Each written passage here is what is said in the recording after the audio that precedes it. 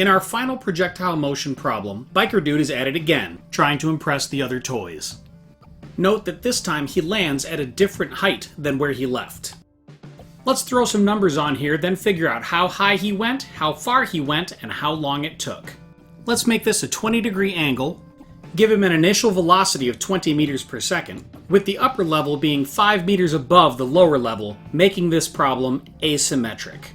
And we want to know his total horizontal displacement through the air, his maximum vertical displacement from the lower level, as well as his time of flight. And because of the asymmetry, we're going to separate this into an up problem and a down problem.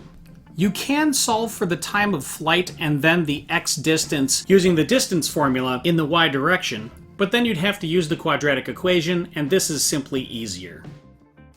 Our first step is, of course, to separate the initial velocity into x and y components. Remember that after we do this, we will no longer use that 20 meters per second to do any math. To find how long it takes to go up, use the definition of acceleration and the fact that the vertical velocity at the top is 0. Do that and we get the time up is 0.697 seconds. Now use the distance formula with the time up you just found and the acceleration due to gravity to figure out the maximum height of the bike.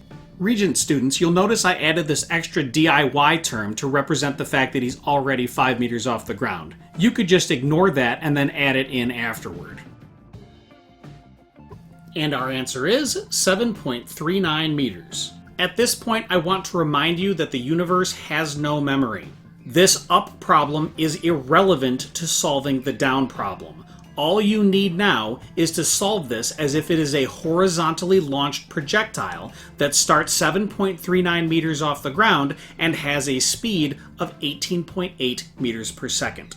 You've done this exact sort of problem before, but let's do it again anyway. Start with the distance formula for the fall. Remember that even though it's moving at 18.8 meters per second, that's sideways, not up and down. The initial vertical velocity is 0.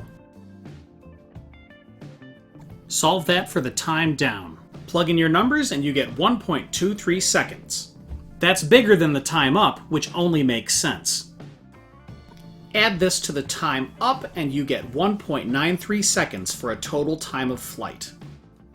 With the total time of flight, you say to yourself, self, there is only one equation in the x direction, and then you use it. Distance equals velocity times time. And he went 36.3 meters horizontally. Problem solved. See you later.